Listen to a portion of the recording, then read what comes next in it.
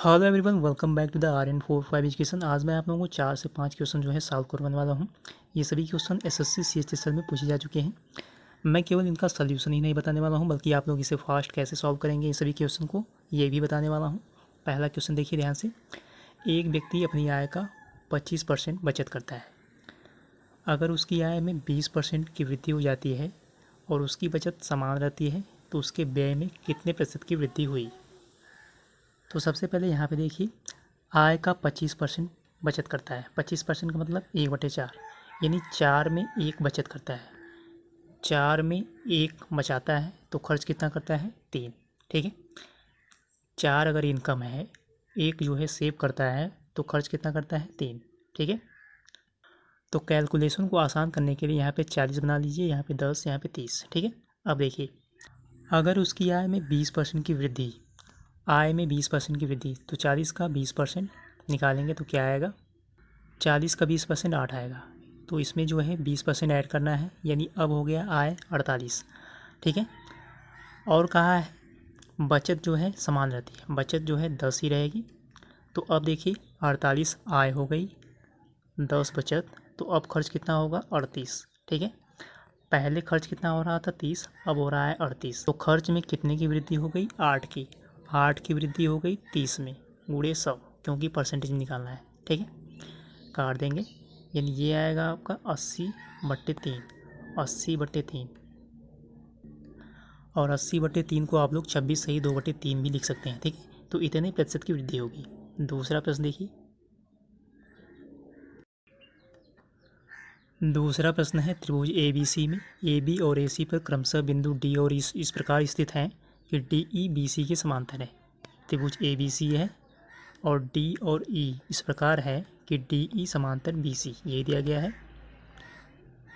यदि AD बराबर 3, BD बराबर 6, AD बराबर 3, BD बराबर 6, ठीक है, और AE का मान दिया गया है 2, तो पूछा गया है इसका मान, EC का मान। ठीक है, तो जब भी त्रिभुज ABC में DE समांतर BC इस प्रकार हो, ठीक है, तब जो है यहाँ पे देखिए, यहाँ पे 3 और 6, यानी कह सकते हैं AD और BD, AD और BD इसका रेशियो जो होगा AE और CE, इनके रेशियो के बराबर होगा। ठीक है, तो यहाँ पे 3/6 है, यानी 1/2 बन रहा है। ठीक है, और यहाँ पे देखिए 2 है, तो यहाँ पे क्या होगा, 4 होगा, क्योंकि यहाँ पे भी अनुपात बराबर होना चाहिए।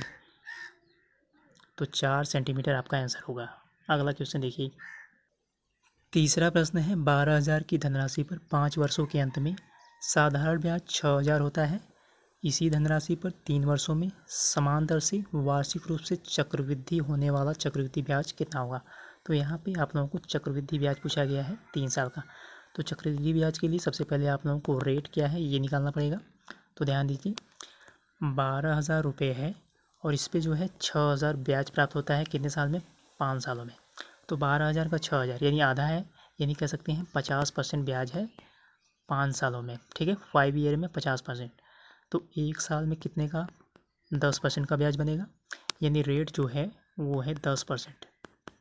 ठीक है, जब रेट 10% है तो CI 3 साल के लिए क्या होता है, आप लोग जानते होंगे, 33.1%। अगर रेट 10% है तो कंपाउंड इंटरेस्ट 3 साल के लिए 33.1% होगा। ठीक है, तो आप लोग 12,000 का 33.1% डायरेक्ट निकाल सकते हैं। ठीक है, तो 12,000 331/1000 हो जाएगा, 3 जीरो तो ऐसे ही कट जाएगा, तो लास्ट में देख लीजिए 2 आएगा, 1 दूनी 2।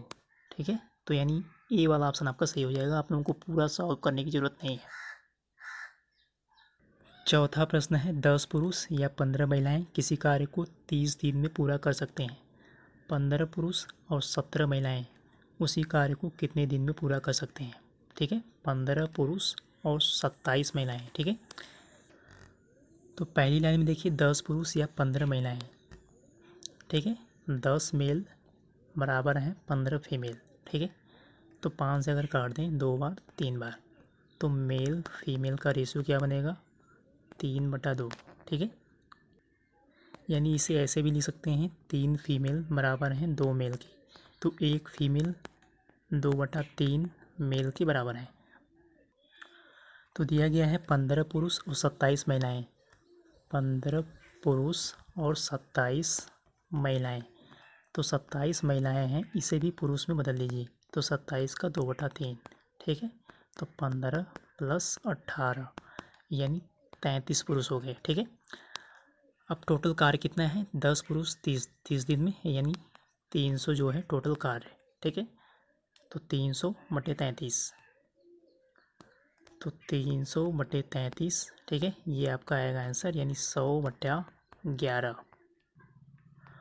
और 100/11 मतलब 9 सही 1/11, ठीक है।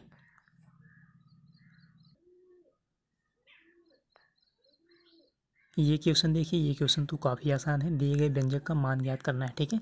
तो आप लोग इस क्वेश्चन को जो है वैल्यू पुटिंग के द्वारा हल कर सकते हैं, ठीक है।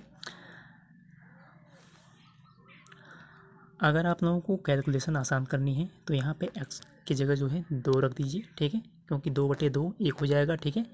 x का मान क्या रख दीजिए, 2। जब x का मान जो है 2 रखेंगे तो इस पूरे का मान क्या हो जाएगा, ध्यान से देखिएगा, 2 - 1 हो जाएगा, क्योंकि 2/2 1 हो जाएगा, इसका क्यूब, ठीक है। उसके आगे देखिए -2 + 1 इसका क्यूब हो जाएगा, ठीक है। तो यहाँ पे 2 - 1 यानी 1 का क्यूब 1 ही आएगा। और यहाँ पे देखिए -27 यानी -26 आएगा मान, ठीक है। -26 मान आएगा। तो ऑप्शन में आप लोगों को वही ऑप्शन चूज करना है जहाँ पे x का मान 2 रखने पे -26 आ जाए। तो अगर आप लोग पहला ऑप्शन ध्यान देंगे, तो अगर आप लोग पहले ही ऑप्शन में मान रखते हैं तो मान आपका आ जाएगा, ठीक है। ध्यान से देखिएगा, 2 का क्यूब। तो यहाँ पे अगर आप लोग सॉल्व करेंगे तो -26 आ जाएगा, ठीक है। तो x का मान 2 रखेंगे, वैल्यू पुटिंग से आप लोग आसानी से हल कर सकते हैं। आप लोगों को कोई फार्मूला याद करने की ज़रूरत नहीं है। तो ये थे 5 प्रश्न जो कि SSC में पूछे गए थे। अगर आप लोगों को वीडियो पसंद आए तो वीडियो को लाइक करिएगा और चैनल को ज़रूर सब्सक्राइब करिएगा।